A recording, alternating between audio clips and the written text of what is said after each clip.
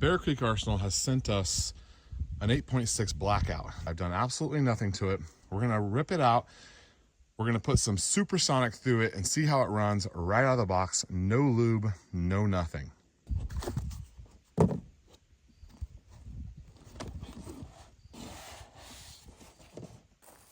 right, I know the sun's a little bit weird, but this is what we got to work with.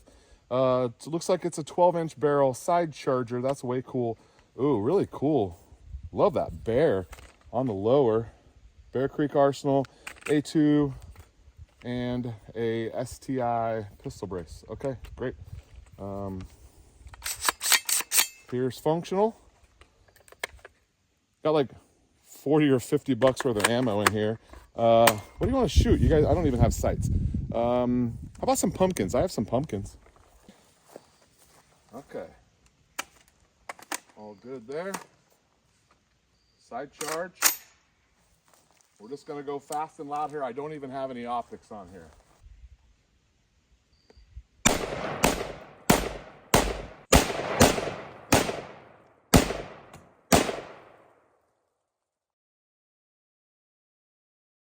Everything else ran great.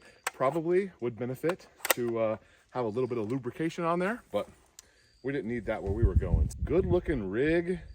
We probably should do something about that grip. And of course we need to put a suppressor on there. What kind of optic you want to see on this? Kind of feel like, I don't know, maybe a red dot. Maybe we keep this as a supersonic rig and don't do a suppressor and do a red dot. I don't know. I see you guys in the comments anytime I show off something from Bear Creek Arsenal. You guys pop out of the comments and start talking trash about Bear Creek Arsenal. I think that probably some of that criticism is warranted, and I think a ton of that criticism is internet fodder and lore that has no basis in actuality. So the actual problem comes from several people who view firearms as an SHTF go to war situation. And every time that a gun is brought up, you see people being like, that gun will never sell. I'm not taking this gun to war. This is not, you're not going to go buy a Bear Creek AR-15 and go fight in a war. That's not the right gun. No one would ever do that. No one is going to do that. You have to understand that Bear Creek offers a specific thing to a specific person for a specific reason. And if that is not you, then you really have nothing to say. You can advise people one way or another, but it's really difficult to hear the criticism that actually comes out as just nonsense when you're talking about Bear Creek, and for that matter, Palmetto State Armory, and you can go on up the list of whatever tier firearm you're talking about. These guys exist, and I find them very annoying. Really cool offering here from Bear Creek, 12-inch barrel. We're going to take a closer look at it here in just a second. I've already got a die-free company grip on there because you know Kung Fu. We're going to take a look at this gun and actually take it apart, and we're going to look at how it was assembled, some things to check if you have bought a gun that you want to check it out. I see so many people who have even Sons of Liberty, Daniel Defense, BCM, Geisley, so many people when they're looking at their gun, there's actually some things that were put together incorrectly, and that can happen at any tier of firearm.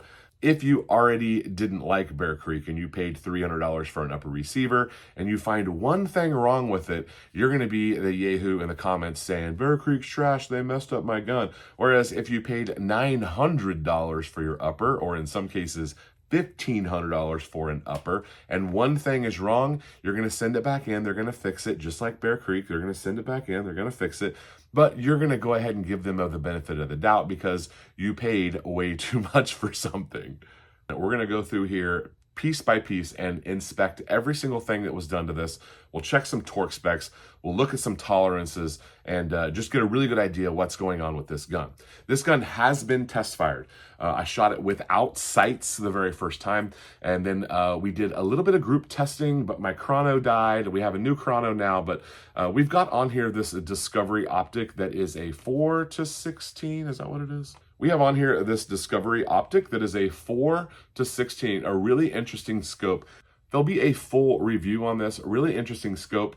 It's a good size for doing some of my testing. You'll be seeing a lot of this scope as I am going to be moving it from gun to gun as to not have to take something apart. Simplify my life. This will just be our test optic. And as a result, we'll get some really good data along the journey. It is very inexpensive and it's pretty darn clear, but we're going to shoot it some more and see. It could be a extreme deal with a 4-16 on a fairly lightweight, good size, decently optioned optic. So here is the pistol brace on the end there. A little bit of wobble in that, but I can show you how to fix that. Castle nut is not staked. We're going to take that off because it's getting Cerakoted, and we'll see if it was on there very well. We're going to pull this trigger out. We'll take a look at the pins. We probably could do a little polisher on that safety and check that out. Side charger. This thing ran just fine. I really like the lower receiver on that AR-10. It's a good looking lower receiver. I don't know that they sell their AR-10 lowers just as a builder's piece, but a pretty good looking unit on there. Upper receiver is standard. Handguard is their standard Bear Creek with the M-LOK. This is the full rail, which I'm not necessarily a fan of, but this one appears to be on there well. There's no movement in there. And then this is that big muzzle device that you see on a lot of the larger board guns from Bear Creek. It's one of their kind of signature piece looking muzzle devices. We already took off the mil spec and put on a Kung Fu, and it's possible that this gun could get a different trigger, but realistically we'll probably just leave this as a mil spec unit. So this gun is going to get full Cerakote. Can't wait to show it to you. Let's take it apart.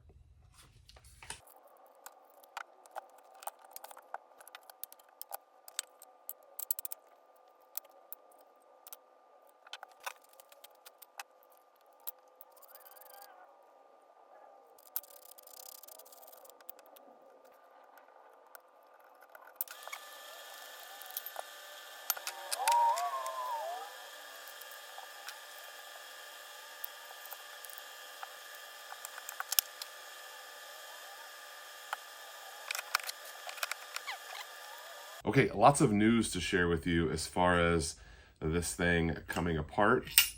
We'll start right here with the bolt carrier group.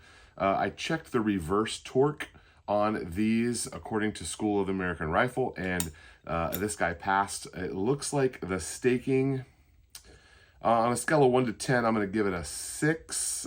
Could move a little bit more metal there, but it looks like it'll be functional for us. Lower receiver, everything was as it should have been. I'd already been in here a little bit because I did swap the grip out, but everything looked fine and great on here. The castle nut, if 10 is perfect / almost over tightened, the castle nut was on here, let's say an 8. I don't believe your castle nut would have come loose. Potentially down the road it could have, but castle nut was fine, and you can always stake yours if you wish. Handguard has 2 bolts that clamp this on. There is no anti-rotation to this. At this price point, though, I would not expect to see anti-rotation. It was properly tight.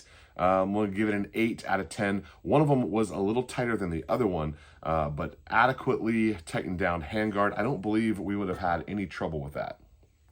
Muzzle device here was on the tight side. Looks like they did use some lubrication on the threads, so definitely want to do something on there. I use a little bit of grease. Looks like they probably did the same. That helps it come off down the road. This one only has probably 20 or 40 shots on it. Next was the gas block. This features a non-adjustable gas block. So that being said, non-adjustable gas block, I wonder if they have messed with the size of their ports in order to get this to run.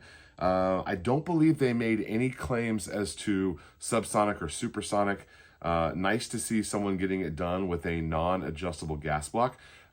Difference in price here. This is a $10 gas block versus typically anywhere from $75 to $150 for the adjustable gas blocks. So that's curious to me. But it was running, didn't have a gas problem, so all good there. The torque on, I made a mistake and did not put my torque wrench on here to reverse torque this. I'm gonna guess that it was in the 40 to 50 pound range. It was tight. It looks like they did use a grease on there, and I don't believe that we would have had any trouble with our barrel nut. When I'm doing accuracy builds for AR-15s and AR-10s, I always check to see the play here between the upper and the barrel. There is a slight little click that you can feel. Oh, okay, properly lubed. I wouldn't say too much lube, and I don't know what they used, but properly lubed, which is good to see on the threads and in the barrel. They did not skip that step, which is good to see. It is, I can't tell if that's a grease. I'm sure it's a grease. It doesn't quite smell like aeroshell, but it could be. Not for sure what grease they're using on lubrication. That might be noted somewhere, or I could probably ask them. Threads and everything here with the upper receiver seems 100%. I have wanted to check out the standalone Bear Creek barrel. They do sell this barrel standalone. So if you're wanting to do a build with a Bear Creek barrel, you certainly could. There is no Bear Creek branding on here. It does say 8.6 Blackout 1 and 3. Coating seems fine. Let's get the camera out and see what it looks like down the middle. Okay, starting down here at the muzzle, we're going to pull ourselves back. I'm seeing some, looks like some inconsistency in the finish there. This is when the barrel was, was cut, the rifling was cut, and some more right there. So far we've definitely got some machining that we're dealing with, just some inconsistency. We're a couple inches into the barrel here, and there's some more machining marks.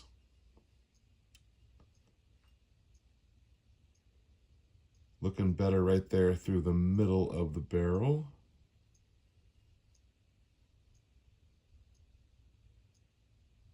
Some more right there.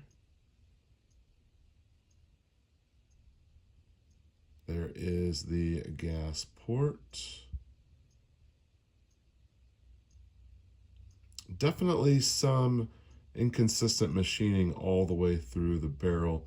We're coming up on the end of the rifling, and that will get us to the throat and then the chamber. Now this up here looks better. Yeah. All right, I'm super excited about this project. When it is done, I will definitely show it to you. Thank you guys for hanging out. Thank you guys for watching. I hope I answered some Bear Creek Arsenal build quality questions for you in this video. If you have Bear Creek experiences, leave them down below. I'll tell you, they paid no money to be a part of my channel. They did send this gun out, which I'm thankful for. I did not tell them I would be taking it apart, and they don't know as of yet that this gun is getting a full Cerakote job. So thank you, Bear Creek. If you have any Bear Creek stories, leave those down below for me. All right, guys, thanks for watching. We'll see you next time.